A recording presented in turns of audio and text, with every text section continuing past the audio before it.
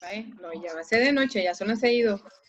Hola, profe, discúlpeme que no le escribí ese día, ayer estuve un poco enredada, pero bueno, me salió negativo las otras pruebas, me hice como 3, Gracias a Dios porque yo así la que verdad bueno. es que me preocupé cuando no te vi ayer, pero como estábamos tan enredados, Sí, no tuve tiempo de preguntar.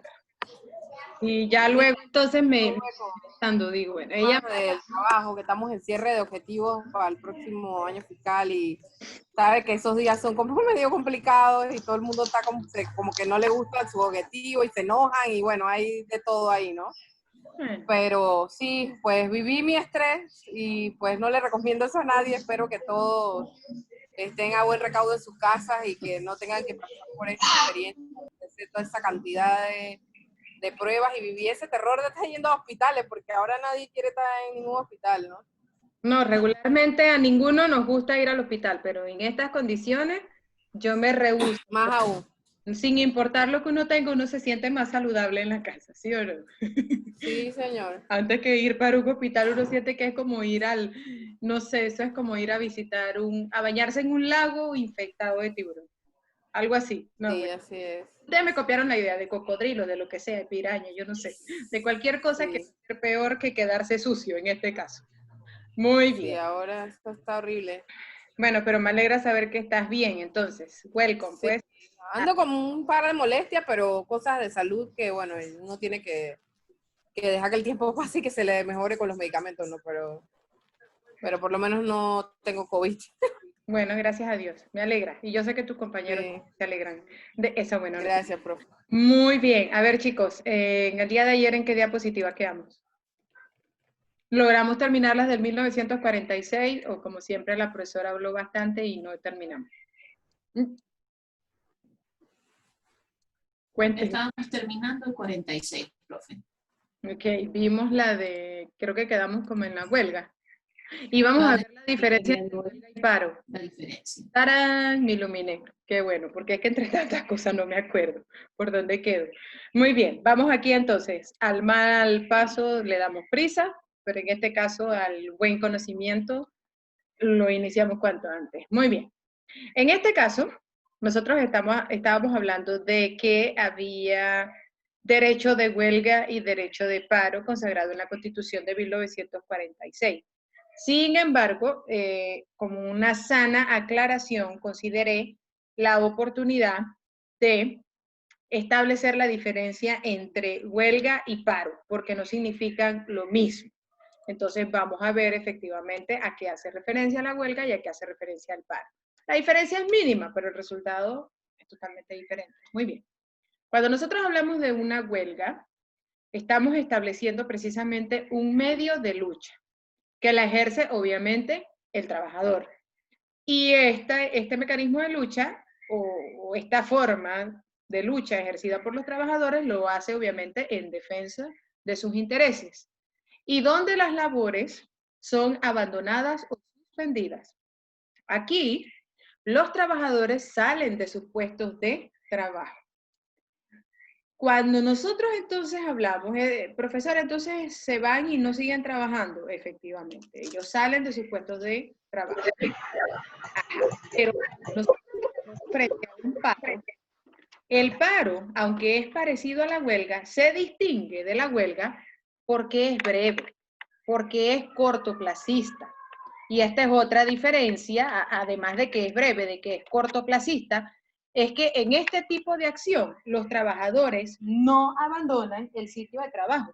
Ellos simplemente se remiten a ejecutar un alto en el curso de sus labores, salen, protestan, pero no abandonan los locales de trabajo. Por ejemplo, este es el paro que nosotros observamos que hacen las enfermeras, que hacen los médicos, que hacen los auxiliares, que hacen en algunas ocasiones los educadores, porque en otros casos los educadores no solamente se van a un paro temporal de funciones, sino que han llegado hasta la huelga y ya yo creo que ustedes han visto de esas manifestaciones bastante.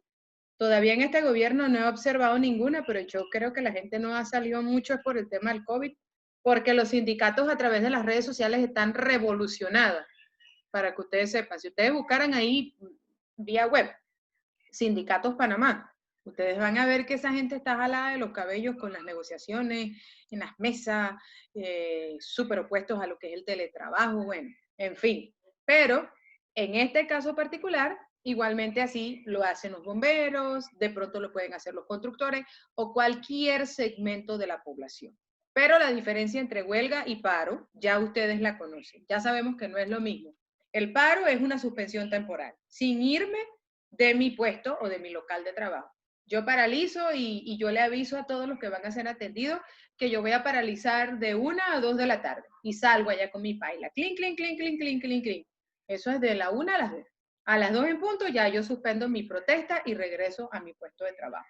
Pero en la huelga sí hay un abandono definitivo y absoluto de lo que son los deberes laborales.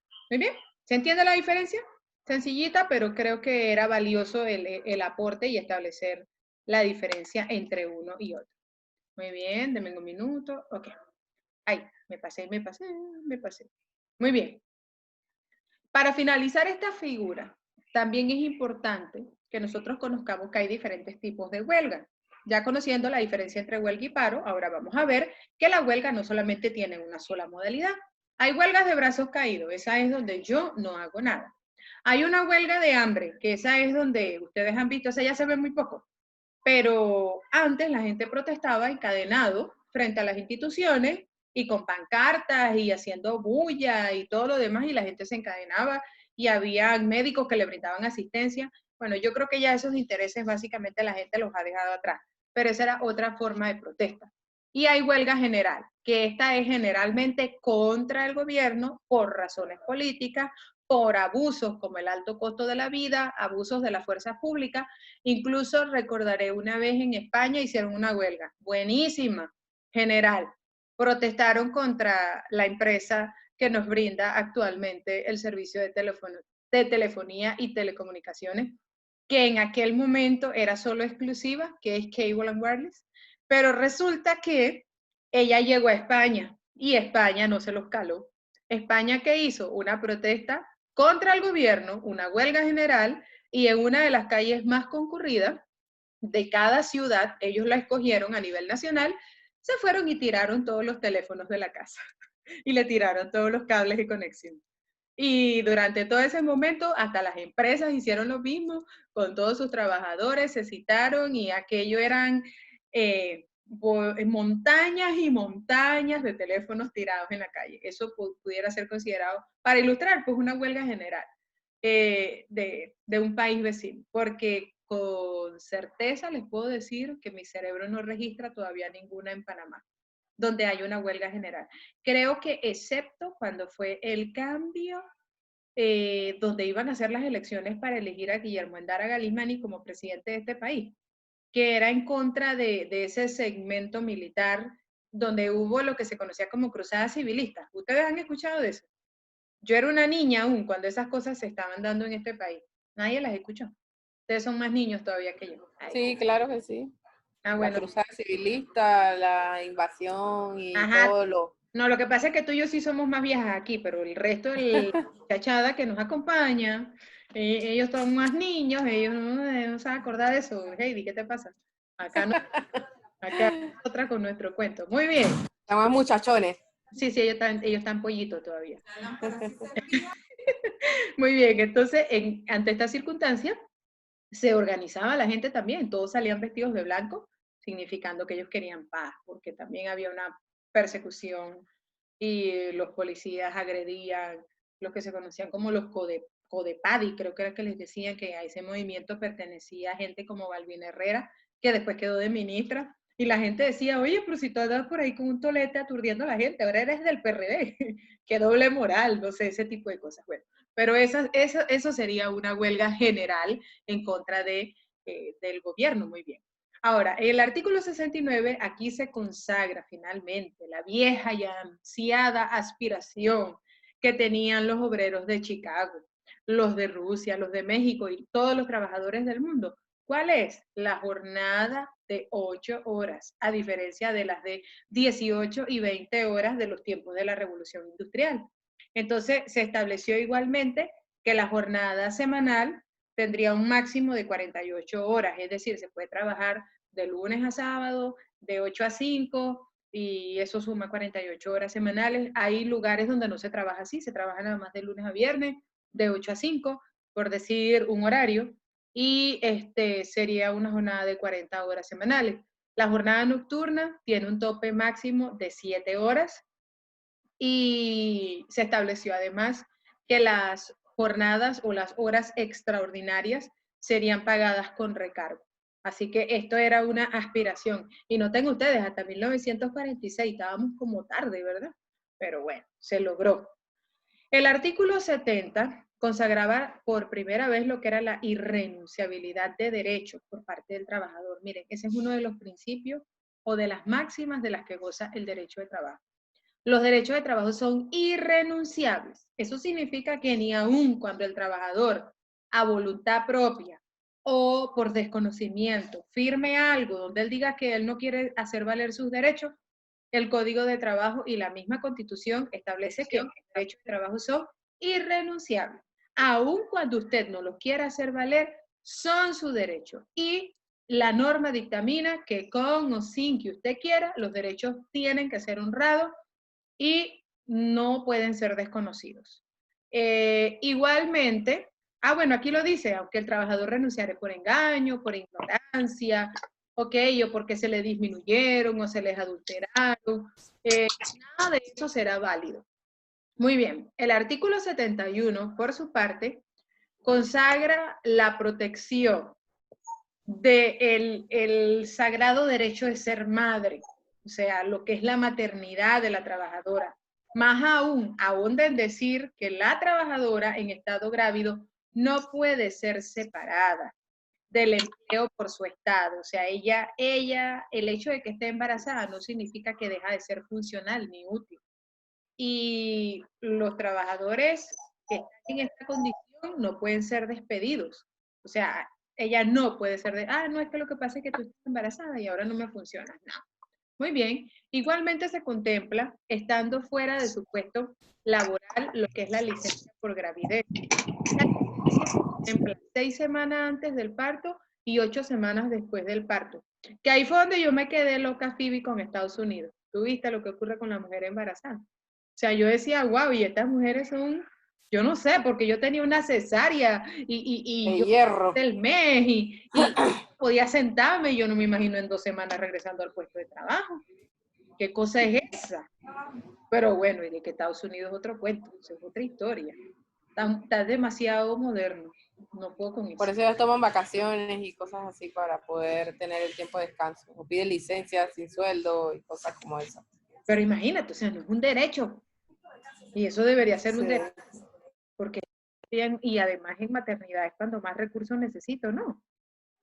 Porque es que ese muchacho o sea, son tantas cosas, pero bueno, eso es otro mundo.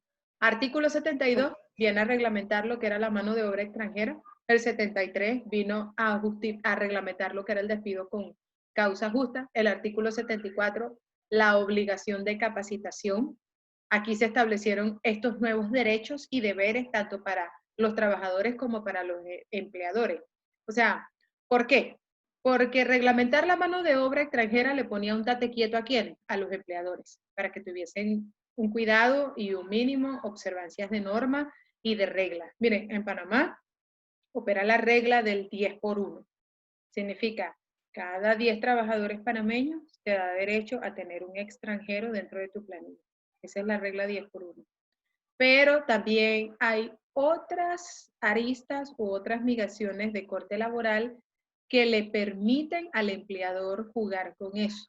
Sobre todo ahorita el bendito crisol de raza, que en eso nos quedamos ayer, que aunque era un comentario muy xenofóbico, el que hacía Zulay displicente era un tema real y que marca una diferencia para los trabajadores en cuanto a la disparidad que existe entre ellos como nacionales y su protección de lo que serían sus derechos a tener un trabajo digno, y cuando llega el extranjero y termina desplazándolo, y este pobre extranjero entonces tampoco se le respeta ni se le reconocen lo que son sus derechos laborales como tal, porque los empleadores, abusando de esa condición de extranjero, les desconocen por completo sus derechos y sus prestaciones laborales. O sea, y hay como una cosa ahí Eso es complicado, ¿ah? Y eso es muy delicado. Muy bien, entonces el artículo 73 viene a reglamentar lo que era el despido con causa justa. ¿Eso a quién le puso un hasta aquí? A el trabajador abusivo.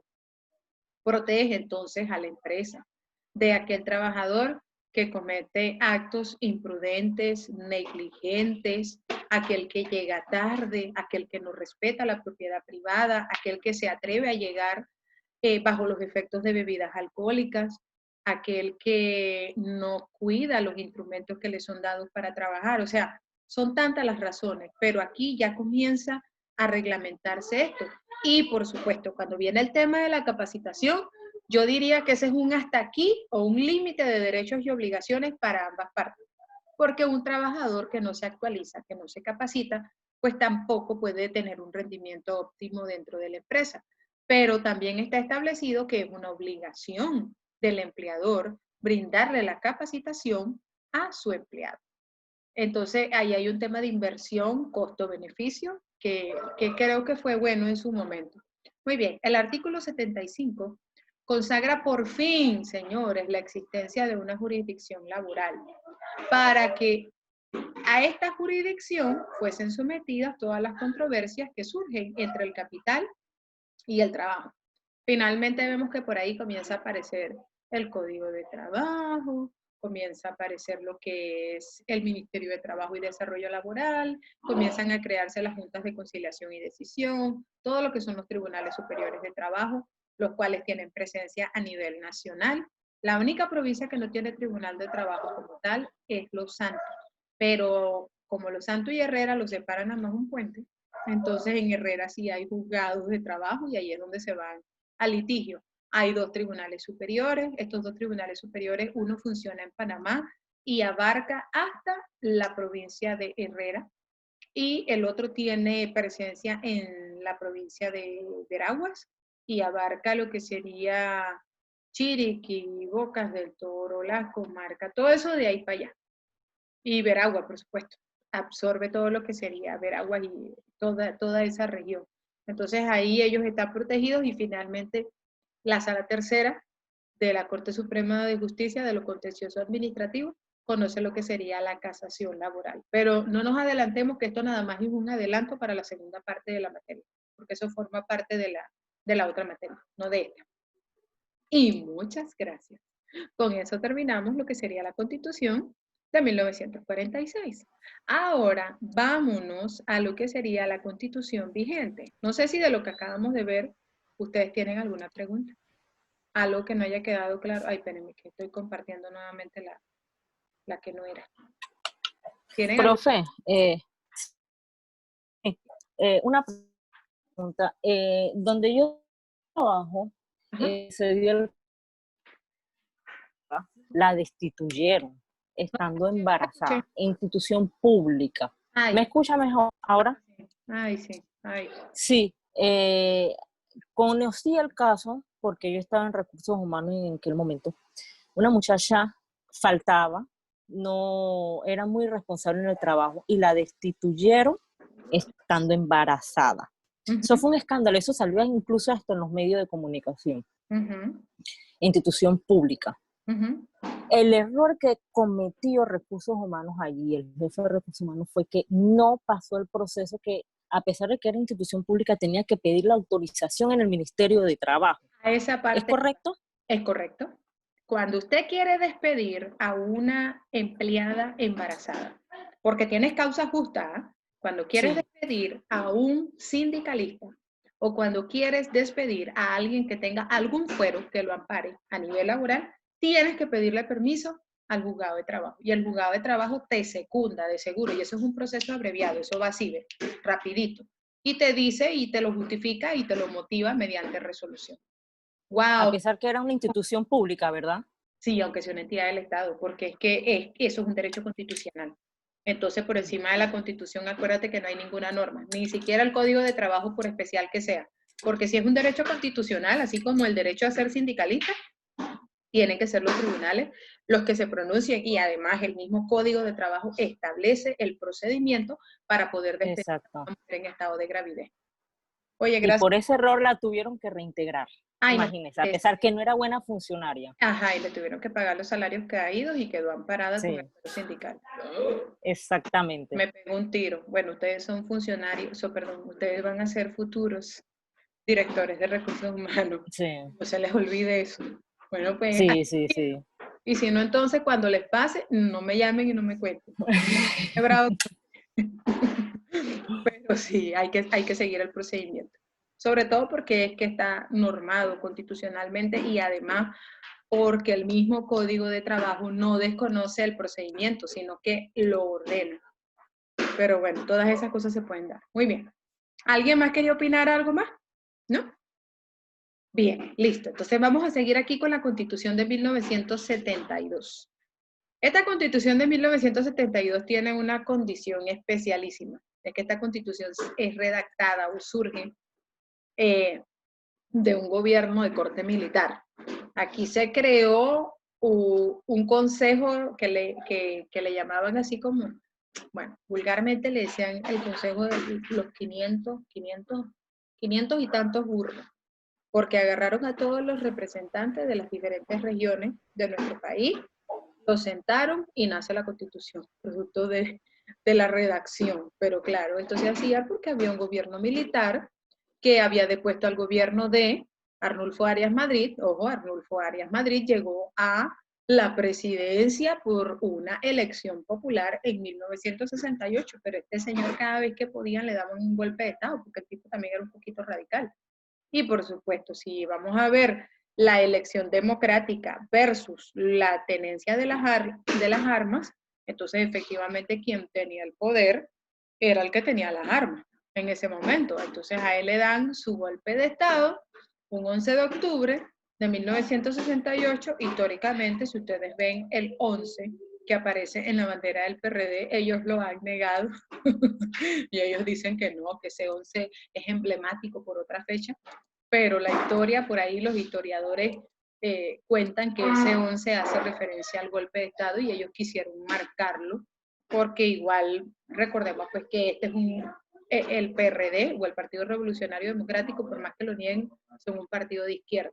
Pero yo no diría que de extrema izquierda, ellos son de izquierda, pero más como izquierda-derecha, porque tampoco son un izquierda-centro ni izquierda-izquierda. Ellos no son radicales, ellos son más democráticos o están desnaturalizados desde el punto de vista dogmático con el cual ellos realmente surgen como partido. Muy bien. Cuando se consolida el gobierno de este señor, obviamente yo agradezco hasta cierto punto de que ellos no desnaturalizaron y suspendieron todo y esto se volvió un gobierno de facto al 100%, sino que ellos lo que hicieron es que se hizo rodear de un grupo de comunistas, aquí como lo relata la historia, y de los llamados de izquierda, egresados de la Universidad de Panamá, antiguos líderes estudiantiles y profesionales, básicamente los que estaban ahí apoyando el FER 29 y todo este tipo de grupos que todavía existen, y los del Instituto Nacional, que yo siento que esos muchachos ya desconocen gran parte de la historia, pero ellos empezaron a hacer lo que eran unas transformaciones profundas a nivel económico y social. Y por supuesto, dentro de un Estado no se puede llegar a este tipo de cambio si no hay una afectación de quién es la sociedad, en este caso la sociedad panameña. Y surgió así lo que es la clase media, que no existía hasta ese momento, porque o había gente muy, muy rica o había gente muy, muy pobre. La clase capitalista y la clase obrera. Ellos se atribuyen de manera particular el surgimiento de esa clase media, es decir, el que se educó en la universidad, el que no es rico, pero tampoco es pobre. ¿Me explico? Entonces ellos ahí como que trataron de reivindicar ese concepto, o por lo menos dentro de la historia, ellos tratan de contarla así. Muy bien. Esta constitución desde el punto de vista, creo que por ahí yo les puse unos videos que hacen, hay un video específico dedicado a la Constitución de 1972. Ustedes obsérvenlo porque eso amplía un poquito más el concepto. Esta Constitución consagró un capítulo, que es el tercero, y dentro de ese capítulo tercero se desarrollan 15 artículos que consagran o establecen derechos básicos como que derecho al trabajo, es decir, el trabajo ya es mirado una vez más y reputado como un derecho y un deber del individuo. Esto ya lo dijo la Constitución de 1946. Se estableció, perdón, ¿Alguien dijo algo? ¿No? Se estableció un salario mínimo que era igualitario tanto para el sector público como para el sector privado. Se estableció por ley lo que eran los ajustes periódicos del salario mínimo. Yo les dije a ustedes que el salario mínimo es revisado cada 2 años como mínimo, y si en este periodo de los 2 años no es revisado, tiene hasta un máximo de 4. Es decir, que un gobierno, y esto se lo dije el día de ayer, mínimo tiene que calarse de 1 a 2 mesas de negociaciones de convención colectiva con los sindicatos. Y no solamente con los sindicatos de trabajadores, sino con los sindicatos de empresa, y ellos como Ministerio de Trabajo, que son un ente nada más mediador, mientras que las otras 2 partes que están negociando llegan a finalmente un feliz término, o deciden que se van a huelga, o que van a hacer un paro, o que tienen un piqueteo, y aquello se arma, ya ustedes saben, porque ya lo han visto. Pero eso es lo que es el ajuste periódico del salario mínimo. Eso es parte de lo que se negocia en esta convención colectiva. Al igual que aquí se estableció una máxima que todavía en teoría impera, pero que ya nosotros hemos discutido que no es tan real, sino que básicamente es un principio que está apuntado en un papel, pero que en la práctica no se cumple. Y es que a igual trabajo, en iguales condiciones, igual salario. Sin distingo de raza, sin distingo de sexo, sin distingo de nacionalidad, de edad, de clase social, de ideas políticas o religiosas. Lamentablemente, esta es una realidad documentaria, nada más. Existe en el papel porque ya la práctica nos ha demostrado que esto no es respetado. Y de hecho me llamó mucho la atención la intervención de Elsa Wagner, quien manifestó el día de ayer que por el hecho de ser mujer, a pesar de tener un puesto de jefatura, no se le otorga ni el salario ni las prebendas que se le otorgan a sus homólogos, que son pantalones dentro de la institución donde ella se desempeña. Y eso es una realidad. Y no con esto es que nosotros somos radicales, ni que somos feministas, ni que nos fuimos al otro extremo, Exacto. ni que me quiero quitar mis ovarios, porque olvídate eso, yo soy una mujer, punto. Yo no voy a pegar bloques ni nada de lo demás, pero a nivel intelectual y a nivel de condiciones iguales y a nivel de igual salario, entonces de igual trabajo, entonces respétame la premisa de igual salario. Pero nosotros ya sabemos que eso no es una realidad, lamentablemente, que se configura en nuestro país. No hay como esa cultura. Muy bien. Hay derechos de sindicación. Todos los trabajadores, los empleadores y los profesionales de todas las clases pueden agruparse a través de sindicatos. En Panamá existen diferentes modalidades de sindicatos, las cuales ustedes en su momento tendrán la oportunidad de ver. Pero hay sindicatos, por ejemplo, gremiales, donde todos ejercen una misma profesión u oficio. Hay sindicatos industriales, donde no necesariamente ejercemos la misma profesión, pero todos prestamos servicios para una determinada industria, o para 2 o para 3, pero es la misma industria.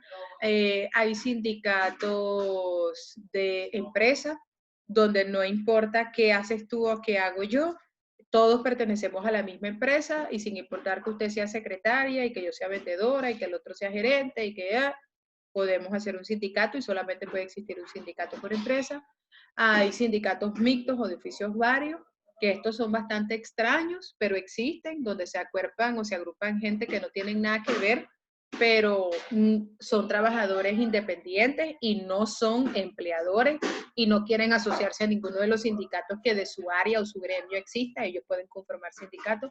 Y hay sindicatos especiales, que este es en el caso de que si en el lugar, distrito, provincia, región donde yo vivo no hay un número superior de 50 personas de la misma profesión, podemos agruparnos y no deben haber menos de 10 personas, pero podemos agruparnos pues sin necesidad de tener la misma profesión.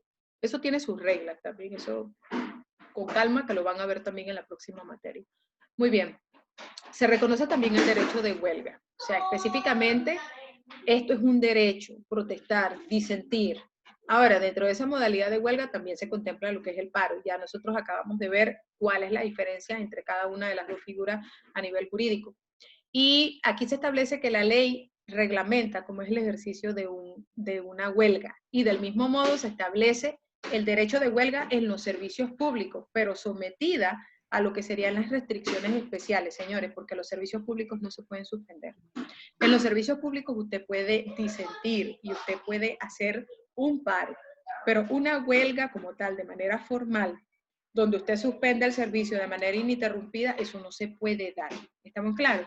Y noten ustedes que regularmente cuando se hacen este tipo de manifestaciones, por ejemplo, los médicos a nivel de la Caja del Seguro Social o de las diferentes entidades estatales que brindan servicio, lo que suspenden son las consultas externas.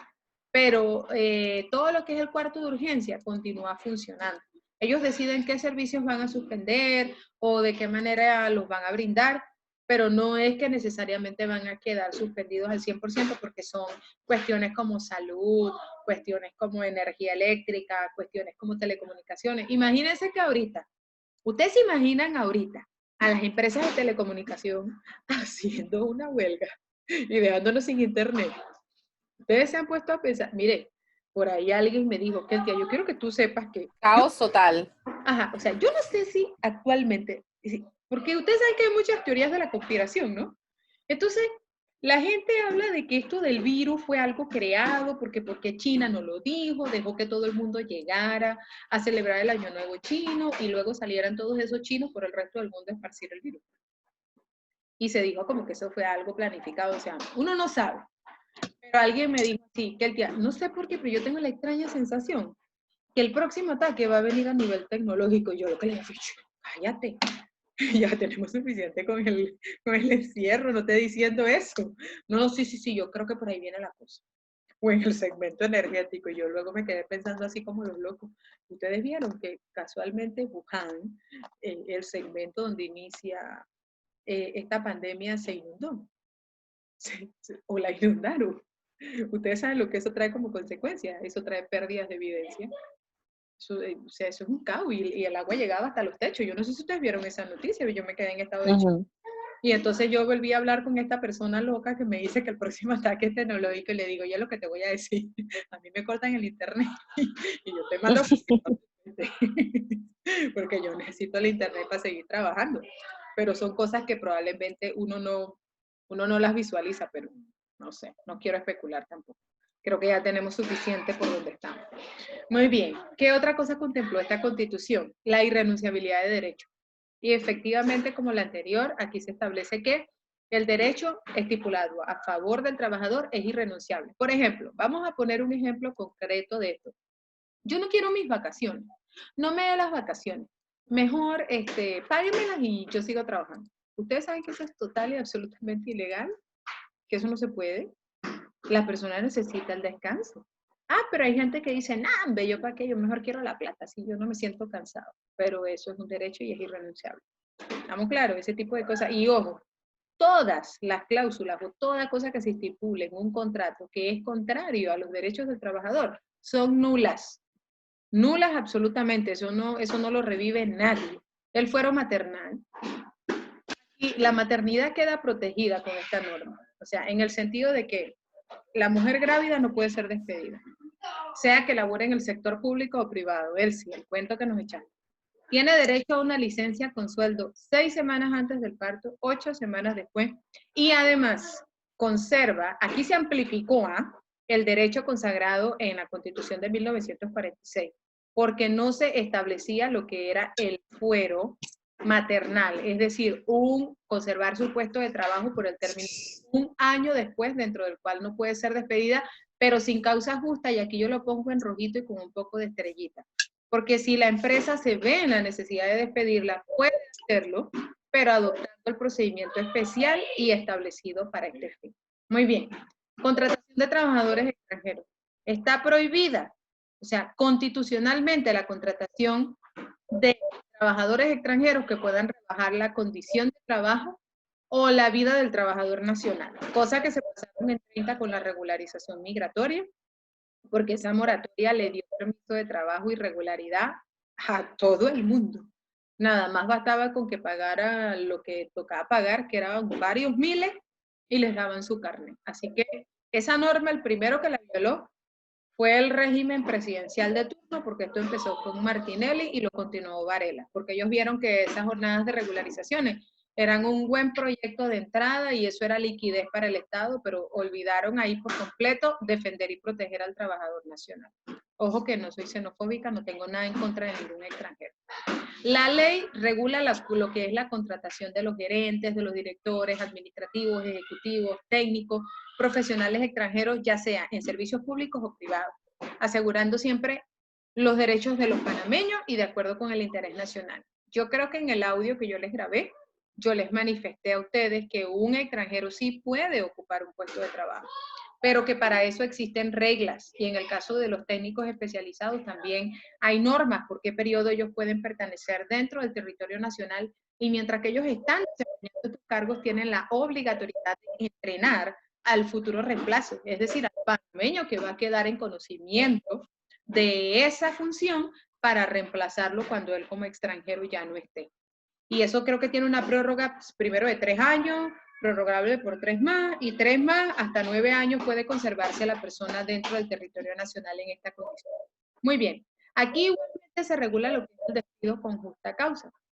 Y la norma señala que debe de mediar o existir una causal expresamente establecida en la ley laboral y cumplir con todas las formalidades legales para poder despedir a una persona con una causa justa. Porque en caso de que no se haga así, se contraviene la norma y lo que el mismo Código de Trabajo señala es que si usted lo quiere despedir, porque a usted se le está ocurriendo que lo va a despedir, pues entonces usted le tiene que pagar todo lo que sería un proceso de indemnización por estarlo, por querer despedirlo, pues porque si usted lo quiere despedir, usted puede, pero tiene que honrar el derecho de preaviso, tiene que pagar todas las indemnizaciones y pagar todos los recargos que establece el código y conforme lo determina el Código de Trabajo. Hay unas escalas y todo, hay unos cuadros. En todo su articulado dice cómo se debe hacer.